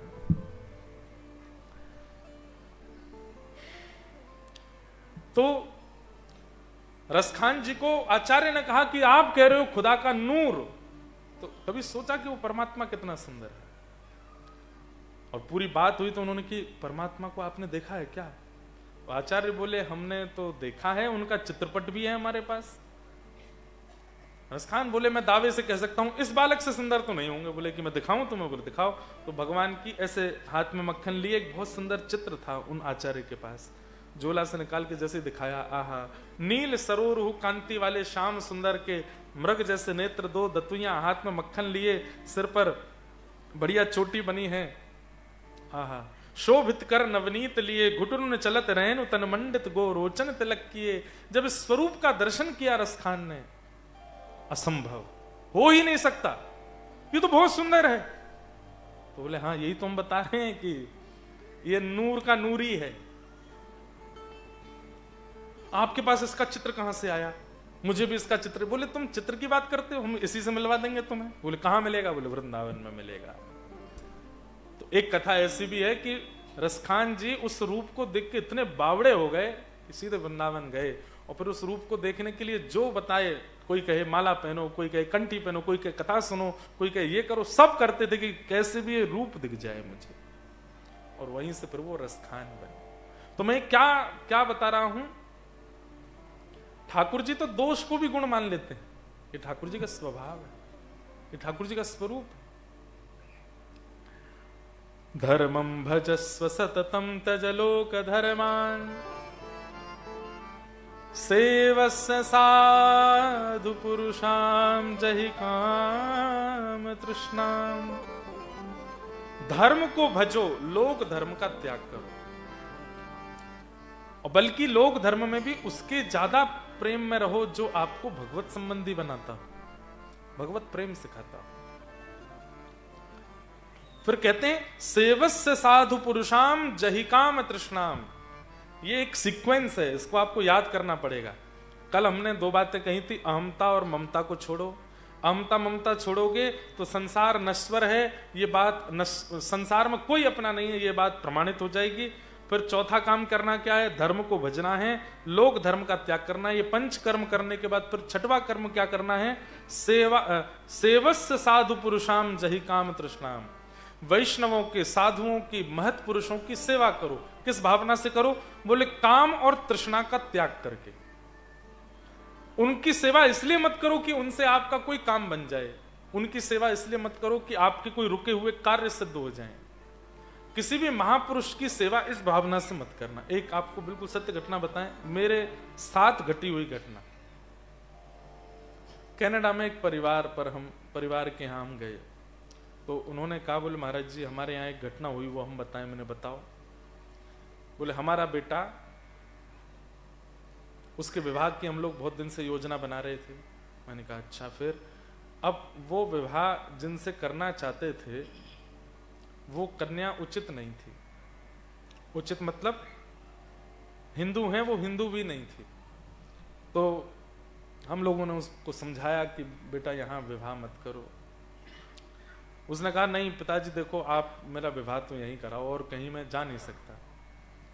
तो हमारे एक गुरुजी काशी में रहते, हम काशी गए। काशी में जाके गुरुजी से कहा, तो गुरुजी ने फिर उस कन्या की जन्म तिथि से सब कुंडली आदि भी दिखवाई। तो गुरुजी ने कहा देखो वैसे भी ठीक नहीं है ब्याह करना, क्योंकि आप सब हिंदू हैं, वो मुस्लिम है, और वैसे भी ठीक नहीं है कुंडली के हिसाब से। अगर मानते हो धर्म शास्त्रों को तो इनकी आगे एक किसी की अकाल मृत्यु का योग है। तो बोले अब क्या करें? पुत्र को बुला के समझाया, उसने भी नहीं माना। बोले कि हमको मरना मंजूर है लेकिन ब्याह कराओ। तो फिर जो पिताजी थे उसके पुत्र के, वो आचार्य के सामने रोने लगे। बोले कि आप कुछ तो करिए महाराज जी, ठीक है हम ब्याह भी करा देंगे लेकिन जीवित तो रहें ये दोनों, हमारा पुत्र मरे ना, ऐसा अकाल मृत्यु ना हो, कम से कम जब तक हम जीवित हैं। तो उन आचार्य ने एक यज्ञ किया और उस यज्ञ में अपने 40 वर्ष की जो जटा थी उस जटा का छेदन करके जटा को डाल दिया और उस यज्ञ के फलस्वरूप उस बालक से कहा कि तुम्हारी आयु जितनी भी है उसमें 40 वर्ष की जो तपस्या है वो मैं अपनी प्रदान करता हूं, क्योंकि तुम्हारे जीवन में तो योग नहीं है अगर इनके साथ रहोगे तो, लेकिन मैं अपने जीवन का ये इतने वर्ष का पूरा बल तुमको देता हूं। 40 वर्षों से जो मैंने तपस्या की उससे मैं ये तुमको देता हूं कि तुम्हारा इतना जीवन और बढ़े। ये बात मैं क्यों बता रहा हूं? महापुरुषों से, भगवत जनों से, भजन कर्ताओं से, साधु पुरुषों से, वैष्णवों से कभी भी संसार अगर आपने मांगा तो भजन के बल पर जब संसार मिलता है ना तो वो नाशकारी होता है। उन दोनों का विवाह तो हो गया लेकिन फिर उन दोनों में कभी बनी नहीं आपस में। वे जीवित तो आज तक हैं, आज तो बहुत उम्र हो गई उनकी। ये बात तो मैं तब की बता रहा हूं जब मैं 2014-15 में गया था। ब्याह तो हो गया लेकिन उनकी कभी बनी नहीं और फिर वो संग रहे भी नहीं। उनके माता पिता चले गए लेकिन वो आज तक जीवित हैं और वो इसी बात को कोसते हैं कि वो आज भी वो महापुरुष मेरे स्वप्न में आते हैं और स्वप्न में केवल उनकी वो जटा और उनका रूप ही दिखता है। और मैं आज तक यही ग्लानि करता हूं कि मैंने उस महापुरुष से कुछ अच्छा क्यों नहीं मांगा, भगवत प्रेम क्यों नहीं मांगा, भगवत स्वभाव क्यों नहीं मांगा, एक हाड़ मांस के पुतला ही क्यों मांगा। इसलिए मेरी विनती है कि कभी किसी भजनानंदी महापुरुष से संसार मत मांगिएगा, क्योंकि संसार मिल तो जाएगा उनके आशीर्वाद से पर वो कष्टदायी होगा, सुख नहीं देगा। भजन के बल पर तो भजन मांगो, भजन के बल पर तो वैष्णवता मांगो। हम कभी किसी महापुरुष से ये क्यों नहीं कहते कि ऐसी कृपा कर दो कि हम पॉजिटिव हो जाए। नेगेटिव बहुत ज्यादा नेगेटिविटी है हमारे अंदर। हम कभी किसी भजनानंदी से ये प्रार्थना क्यों नहीं करते कि आप हमको सरल बना दो, आप कृपा कर दो, हम बहुत ज्यादा जो है बहुत उड़ रहे हैं आकाश में, डाउन टू अर्थ हो जाएं थोड़े। स्वभाव क्यों नहीं मांगते हम? संसार में रह के काम करके भी संसार चाहिए और फिर किसी महापुरुष, किसी भजनानंदी से मिलकर के भी संसार ही चाहिए। आप कार्य करते हैं, अपना डॉलर कमाते हैं, पूरा दिन रात एक कर देते हैं, उससे संसार मिल ही रहा है ना आपको। किसी महापुरुष से संसार मत मांगो। कभी कोई भजनानंदी, कोई महापुरुष, कोई वैष्णव, कोई तिलकधारी, कोई ऐसे दिखें कि भगवत भक्त हैं, उनसे कभी संसार मत मांगना, क्योंकि संसार की कोई वस्तु मांगी तो मिल तो जाएगी पर कष्टदायी होगी, क्योंकि भजन के बल पर वो कष्ट ही मिलेगा। इसलिए यहां कहा सेवस्य साधु पुरुषाम जहिकाम तृष्णाम। साधु पुरुषों की सेवा करो, पर कैसे करो? बोले काम और तृष्णा से रहित होके। उनकी सेवा इसलिए मत करो कि उनकी सेवा करेंगे तो हमारा ये काम बन जाएगा, उनकी सेवा करेंगे तो हमारा ऐसा हो जाएगा। नई गाड़ी लाए महाराज जी, इसमें एक बैठ जाओ, चरण पधरा दो, क्या हो जाएगा? बस बढ़िया चले, इससे फिर बढ़िया माइलेज वाइलेज बढ़िया दे, डीजल कम लगे, दौड़े जाना। क्या मांगना है ऐसा? ऐसी वस्तु नहीं। कभी कोई महापुरुष मिले तो उनसे प्रेम मांगिए, कोई महापुरुष मिले, कोई भजनानंदी मिले तो उनसे ठाकुर जी को मांगिए, ठाकुर जी का स्नेह मांगिए। इस संसार में हमारे श्री डोंगरे जी महाराज तो अपनी कथा में कहते थे कि द्वारिकाधीश अपनी लीला पूरी करके वैकुंठ नहीं गए तो बोले पंढरपुर चले गए पुंडलीक को दर्शन देने। एक पुंडलीक नाम के भक्त थे, अपने माता पिता की बहुत सेवा करते थे। ठाकुर जी उसकी सेवा से इतने प्रसन्न हो गए, इतने प्रसन्न हो गए माता पिता की सेवा करने से, कि उसके द्वार पर जाके खड़े हो गए। तो पुंडलीक ने कहा, कहां से इतनी रोशनी आ रही है, इतनी बढ़िया सुगंधी कहां से आ रही है? तो ठाकुर जी द्वार पर खड़े होकर बोले, मैं जगदीश्वर परमात्मा द्वारिकाधीश तुमको दर्शन देने आया हूं। पुंडलीक माता पिता के चरण दबाते दबाते, मैंने तो नहीं बुलाया था आपको, फिर क्यों आ गए? अच्छा, रुक्मणी जी जिद कर रही थी मैं भी चलूंगी। ठाकुर जी बोले तुम रहने दो, हम चले जा। नहीं नहीं मैं भी चलूंगी, देख लेना फिर बाद में कहीं नाक मुंह मत मोड़ना। नहीं मैं भी चलूंगी। तो रुक्मणी जी भी आ गए। अब यहां तो वो पुंडलीक भगवान से कह रहा, मैंने तो नहीं बुलाया था आपको, क्यों चले आए? तुम्हारी माता पिता के प्रति इतनी निष्ठा देख के, तुम्हारी सेवा से प्रसन्न होकर मैं आया हूं। माता पिता की सेवा आपको प्रसन्न करने के लिए नहीं कर रहा था मैं, इनको प्रसन्न करने के लिए कर रहा हूं। रुक्मणी जी बोली, अरे बड़ा अल्लड़ भक्त है, हम इसके द्वार पे खड़े हैं, भगवान साक्षात खड़े हैं और अब भी माता पिता को नहीं छोड़ रहा है, चलो भगवान यहां से। ठाकुर जी बोले, मैं पहले ही मना कर रहा था आपसे, मेरे भक्त ऐसे ही होते हैं और मुझे उनकी इसी निष्ठा पर तो मैं रीझ जाता हूं। देखो वो, अब मैं साक्षात परमात्मा खड़ा हूं, लक्ष्मीपति उसके द्वार पर खड़ा है, लेकिन वो अपने माता पिता को नहीं छोड़ रहा है, ये निष्ठा मुझे खींच के लाई है यहां पे। रुक्मणी जी बोली, भले आदमी, परमात्मा तेरे द्वार पर खड़ा है, अरे कोई सामान्य व्यक्ति भी आता है तो हम उसको एक बैठने का आसन देते हैं, उसको पानी पूछते हैं, कम से कम परमात्मा आए हैं, कुछ तो सत्कार कर। पुंडलीक बोला, सत्कार उसका किया जाता है जिसको बुलाया गया हो, बिन बुलाए का कौन सत्कार करे। और फिर भी आप कहती हैं कि ये परमात्मा है, तो मैं माता पिता को छोड़ के तो आसन धरने नहीं आऊंगा, ये ईंट मेरे पास पड़ी है, लो जब तक सेवा चल रही है खड़े हो जाओ। रुक्मणी जी रोकते रही और ठाकुर जी उस ईंट पर आज तक खड़े और प्रतीक्षा कर रहे हैं कि एक दिन पुंडलीक की सेवा पूरी होगी और वो मुझसे मिलने आएगा। आज भी खड़े ठाकुर जी। ऐसे पंडरी नाथ की एक भक्ता हुई जिनका नाम था सक्कू बाई। इनकी कथा सुन के हम आज के प्रसंग को विश्राम करेंगे। अब रहने दो, ठाकुर जी को मुझे देखने में दिक्कत हो रही थी इसलिए हटा।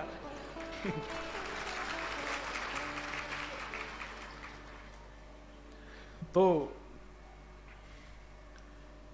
लड़की का विवाह, घर की बेटी का विवाह हम चाहे जितना भी जांच पड़ताल करके करें, पर वो कैसे घर में जाएगी ये हम कह नहीं सकते। विवाह के बाद ही पता चलता है कि परिवार कैसा है, घर कैसा है, पति कैसा है, माताएं बहनें कैसी हैं, सास कैसी, ननद कैसी। ऐसी एक परम भक्त परिवार में जन्मी थी सक्कूबाई, और जांच पड़ताल करके उन्होंने ब्याह किया अपनी बेटी का। लेकिन ब्याह के बाद पता चला कि परिवार जिसमें ब्याह हुआ वो बिल्कुल अभक्त थे, इतने बड़े अभक्त थे कि बस खान पान और जितने भी दुराचरण संसार में होते हैं वो सब होते थे उनके घर पर, और वो सब सक्कूबाई सहन नहीं कर पाती थी। सब लोग बहुत ध्यान से सुनिएगा, आज 5 मिनट लेट भी हो जाए तो चलेगा, क्योंकि कल संडे है और कल कथा का विश्राम भी है। तो सक्कूबाई का घर जिसमें शादी हुई वो अच्छा नहीं था। अब हमारी प्रार्थना, सब बैठ जाओ, बीच वाले भी सब बैठ जाओ, हिलो डुलो नहीं। सक्कूबाई, अच्छा परिवार में एक व्यक्ति भी अनुकूल हो तो निर्वहन किया जा सकता है। सास अनुकूल नहीं है, ननद अनुकूल नहीं है, ससुर अनुकूल नहीं है, पति अनुकूल है तो भी रहा जा सकता है। कई घरों में पति भी अनुकूल नहीं होते, लेकिन सास अच्छी होती है तो भी बहू रह लेती है कि चलो इनके भरोसे रह लेंगे, ससुर अच्छे हैं, ननद अच्छी, कोई तो अच्छा है। पर सक्कूबाई के घर में कोई भी अच्छा नहीं था, कोई भी नहीं। मतलब इतने दुष्ट प्रवृत्ति के थे कि मारपीट तक करते थे केवल इस बात पर कि रोटी गर्म क्यों नहीं है, या सब्जी में ये सामग्री क्यों नहीं है, ये ऐसे क्यों नहीं बनाए। इस छोटी छोटी बातों पर भी मारपीट करते थे। कथाएं सुनना तो बहुत दूर की बात, सक्कूबाई को जाने तक नहीं देते थे। ब्राह्मण संतों का तो घर में प्रवेश ही नहीं था। सक्कू ने अपने जीवन में बचपन से केवल संतों का कथा, कीर्तन, सत्संग यही सब देखा था, और अब वहां बिल्कुल विपरीत था। लेकिन फिर भी सहती रही। तभी तो ऐसा होगा कि ठाकुर जी कृपा करेंगे। एक बार सक्कू नदी में जल भरने के लिए गई, तो महाराष्ट्र में जैसे हमारे यहां सवारी निकलती है ना, ऐसे ही एकादशी आषाढ़ी के समय पर लोग वारी करके जाते हैं, और वारी में लोग कीर्तन करते हुए, नाचते गाते हुए प्रस्थान करते हैं और पहुंचते हैं वारी में।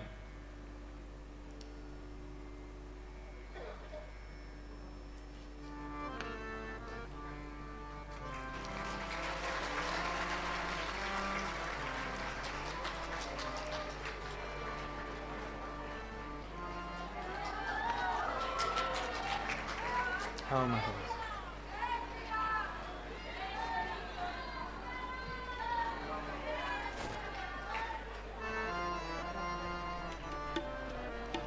जय हो प्रभु।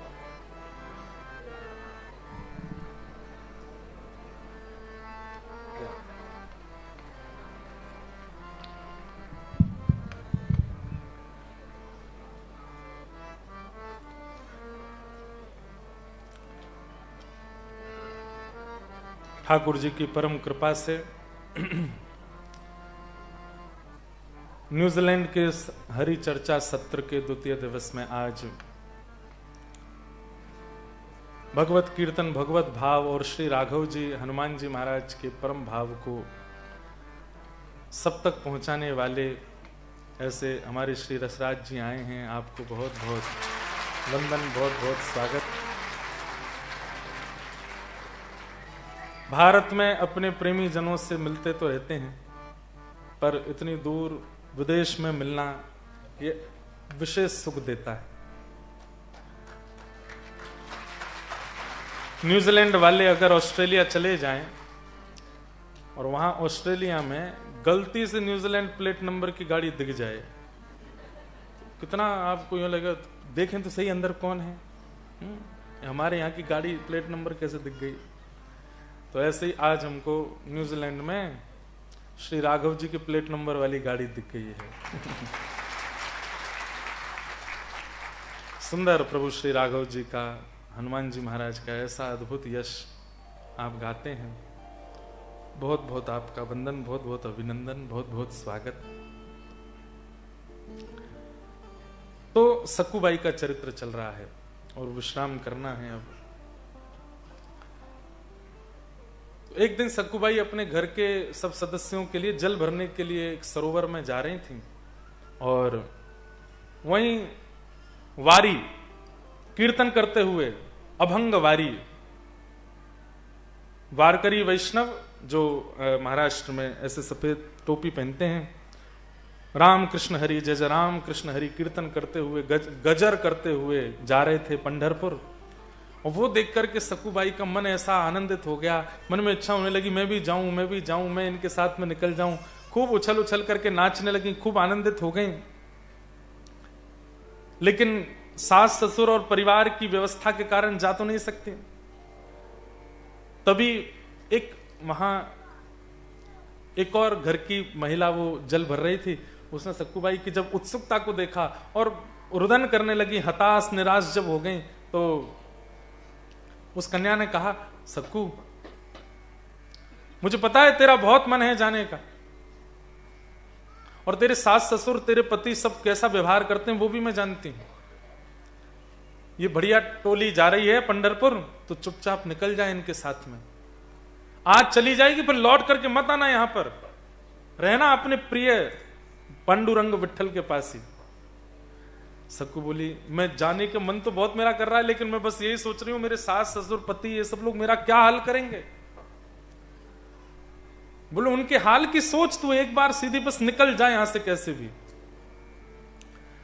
सक्कूबाई ने मन बना लिया और बस सब छोड़ छाड़ करके, परिवार, दुनियादारी, रिश्तेदारी, नातेदारी सब छोड़ दिया और बस वहीं से उठ करके सीधे उन अभंग करके जा रहे उस टोली में, उस यात्रा में सक्कू भी चली गई। लेकिन और भी कई माताएं थी, उन्होंने सक्कू को देख लिया, उन लोगों से पची नहीं ये बात, और तुरंत दौड़ करके गई और जाकर के उसकी सास को बता दिया, तुम्हारी बहू कहाँ है? बोले जल भरने गई, आ रही होगी। बोले जल भरने नहीं गई है, वहीं से निकल गई है पंढरपुर और वो टोली में निकल गई है। नहीं विश्वास होता तो जाकर देख लो। क्या कहा? सक्कू उन वो मंजीरा कूटाओं के साथ में चली गई? बोले हाँ। पति, ससुर, सास सब दौड़े और दुर्भाग्य से बीच रास्ते में ही उस वारी को रोक दिया और उसमें से सक्कू को जैसे ही पकड़ा, केश पकड़ करके वहीं से मारते पीटते लेकर के आए।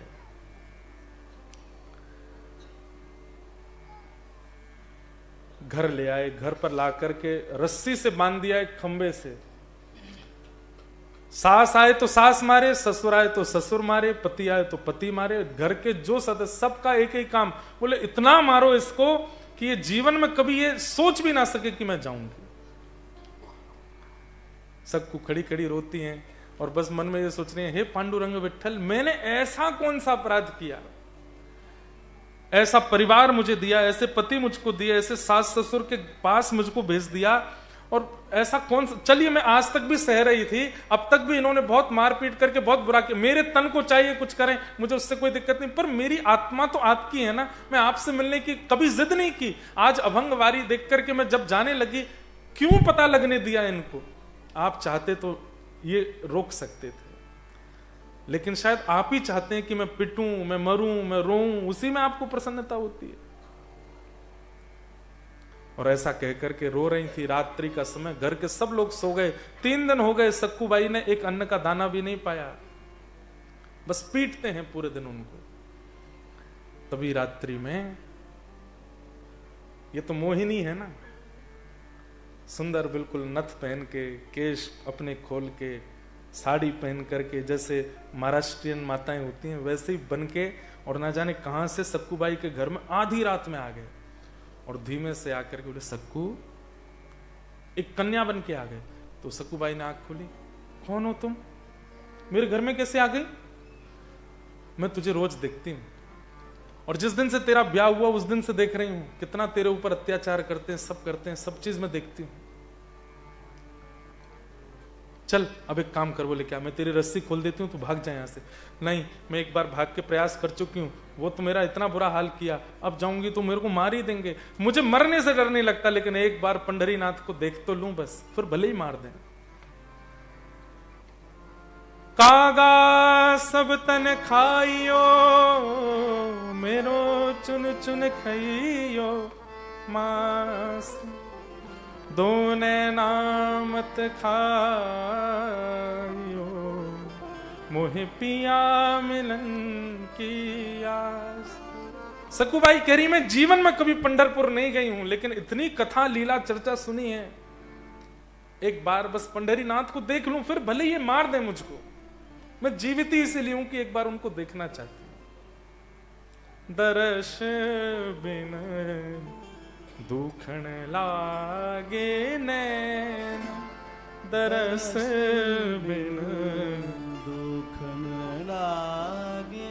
22 गा रहे हैं। जब से तुम बिछुड़े पिए मोसो, जब से तुम बिछुड़े पिए मोसो, एक पल पायो न चैन हो, एक पल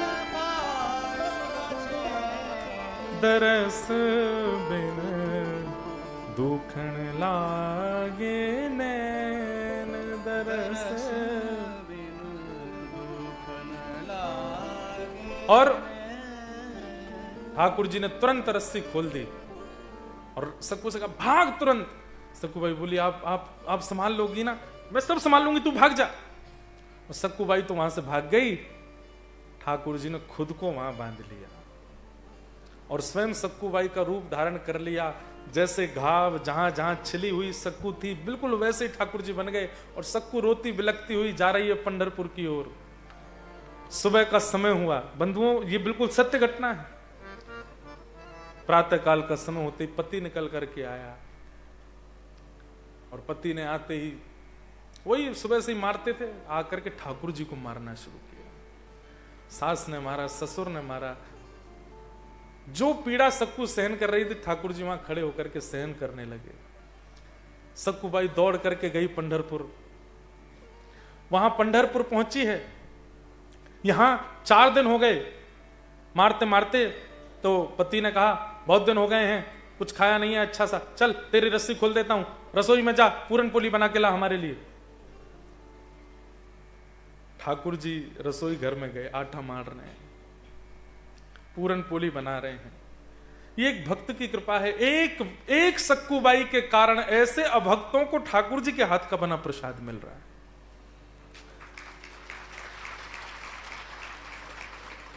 सास ससुर पत्नी सबको पवाया। किसी ने, रुक्मणी जी पूछ रही हैं, ठाकुर जी ये लोग इसके अधिकारी नहीं, क्यों खवा रहे हो? बोले कि केवल इसलिए अधिकारी है क्योंकि सक्कू का पति है, क्योंकि सक्कू की सास है। मेरे भक्त का पति, भक्त की सास, भक्त के ससुर हैं, केवल इसलिए इनका इतना अधिकार है कि ये पाए। पति ने कहा, 2-4 अपने लिए भी बना लेना, खा लेना। ठाकुर जी ने नहीं बनाए। क्यों? ठाकुर जी अपने आप बना के नहीं पाते, वो तो भक्त के हाथ से बना के पाते हैं। फिर से बांध दिया पति ने और फिर से मारना पीटना शुरू कर दिया। यहां सक्कू पहुंची पंढरपुर, और जैसे ही पांडुरंग भगवान का रूप देखा, आहा, सुंदर ते ध्यान उभे विटेवरी, महाराष्ट्रियन भाषा में है, सुंदर ते ध्यान उभे विटेवरी, सुंदर ते ध्यान। इतने सुंदर ठाकुर जी कटी पर हाथ धर के ऐसे ठाड़े। सक्कूबाई ने पहली बार जीवन में दर्शन किया, आलिंगन कर लिया ठाकुर जी का। हर व्यक्ति को अधिकार है आज भी आलिंगन करने का। आलिंगन करने के बाद छोड़े नहीं ठाकुर जी को। सब कर्मचारियों ने सक्कूबाई को वहां से हटाया। तो जैसी मंदिर से बाहर निकलने लगी और मन में सोचने लगी, हे पांडुरंगा, अब नहीं जाना उन लोगों के पास। हे पांडुरंगा, अब आपसे दूर नहीं जाना, आपके चरणों में आ गई हूं, अब कृपा करो ना, अब वापस संसार में मत भेजो, यहीं रख लो, अपने पास ही मेरे प्राण ले जाओ नाथ, अब नहीं जा सकती मैं आपसे दूर। और ये बोलते बोलते सक्कू जैसे ही मंदिर से बाहर निकली, ठाकुर जी ओझल होते ही सक्कू ने अपने प्राण त्याग दिए। वहीं प्राण निकल गए सक्कू के। जो अभंग वारी करते हुए महापुरुष जा रहे थे पंढरपुर, उन सब में से एक ने दौड़ करके, अरे ये तो वही है जिसके गांव से हम लोग यात्रा लेके निकले थे, ये हमारे पीछे पीछे दौड़ी थी, इसके सास ससुर पति ने पकड़, अच्छा ये वही है क्या? बोले हाँ ये वही है। नब्ज देखी सांस दे, बोले तो पधार गई। बोले इसके घर से कोई आया क्या? बोले कोई नहीं है, क्या करें? बोले इसका संस्कार कर दो। भाई ठाकुर जी को देखते देखते प्राण त्यागे, उसका अंतिम संस्कार हो रहा है और वे सब अभंग गाने वाले ही अपने कंधे पर लेकर के बाई सक्कूबाई के शव को लेके गए, चंद्रभागा नदी के तट पर चिता बना करके उनका संस्कार कर दिया। ठाकुर जी बोले, अरे सक्कू मैं तो यहीं बंधा हूं और मैं सक्कू बन के बैठा हूं, कम से कम वापस तो आ जाती। रुक्मणी जी आकर के ठाकुर जी से बोली, अब क्या करोगे? बोले अब क्या करूं, मैं ही सक्कू बन के रहूंगा जीवन भर। नहीं नहीं नहीं, आप वापस आओ वैकुंठ। तो इतने में ठाकुर जी ने, जब सक्कूबाई की वहां चिता शांत हुई तो पंढरीनाथ भगवान आधी रात में गए और सक्कूबाई की चिता को लेकर के उनके चिता से ही सुंदर निर्माण करके पुनः सक्कूबाई को जीवित किया। सक्कूबाई बोली, आपने मुझे, मैं मुक्त हो गई थी, फिर मुझे दोबारा क्यों बुलाया? बोले कि मैं बंधा हूं तेरी जगह घर पे, पहले मुझे जाके खोल। सक्कूबाई बोली, वो आप ही थे क्या रात में जो रस्सी खोल? बोले और नहीं तो क्या, मैं बंदा हूं, मुझे जाके खोल वहां पे। अच्छा एक घटना और हुई, सक्कूबाई पधार गई तो उनके हाथों की अंगूठी, गले की माला और जो उनके वस्त्र आदि थे, वो जिन्होंने संस्कार किया उन्होंने कहा चलो हम लोग वापस लौट के जाएंगे, उनके घर पे दे देंगे कि वो पधार गई, उनका ये अंतिम सामान है आप रखो। यहां सक्कूबाई को भगवान ने दोबारा जीवित किया तो वो दौड़ के वापस घर गई। आधी रात में जाकर के उन्होंने पांडुरंग भगवान को खोल दिया। ठाकुर जी वहां से प्रस्थान कर गए, सक्कूबाई आ गई। यहां पति सास ससुर ने आज 5वां दिन 8-9 दिन जान के इनको खोल दिया। बोले अब ठीक है, अब मत जाना कभी पंढरपुर। बोले नहीं जाऊंगी। घर में ये काम आदि सब संभाल रही थी। इतने में ही वो अभंग वाले जो गए थे, वो इनकी अंगूठी, मंगलसूत्र, कान के कुंडल और वो सब सामग्री लेकर रोते हुए आए। और जैसे द्वार खटखटाया, पति ने खोला, क्या बात है? कौन? तुम्हारी पत्नी मर गई, उसके हम सामग्री लाए। बोले है तो ये मेरी पत्नी का ही मंगलसूत्र, लेकिन वो तो ये झाड़ू लगा रही है। भीतर जब देखा सक्कूबाई को, सब अरे भूत आ गया, भागो यहां से। सब भागने लगे, लेकिन तभी सक्कूबाई ने सबको रोका। बोले ये सब नहीं, पूरी कथा बताई। और जब कथा बताई तो सास ससुर पति सब चरणों में गिर गए। बोले हमने बहुत बुरा किया तुम्हारे साथ, बहुत अनित, अब हमें क्या करना चाहिए, इसका दंड क्या है? बोले दंड एक ही है, घर परिवार छोड़ो, सब चलो पंढरपुर और वहीं रहेंगे, पांडुरंग भगवान के चरणों में वहीं रह करके अपना जीवन सफल बनाएंगे। और सक्कूबाई पुनः आई और पूरे परिवार के साथ श्री पांडुरंग भगवान के चरणों में खूब भजन किया। ऐसी सक्कूबाई के चरणों में हम बारंबार प्रणाम करते हैं। धर्मम भजस्व सततम त्यजलोक धर्मान, सेवस्य साधु पुरुषाम जहि काम तृष्णा। यहाँ तक हम पहुंच गए। अब आगे का जो विषय है वो हम कल सुनेंगे। आप सब लोग समय से पधारिएगा।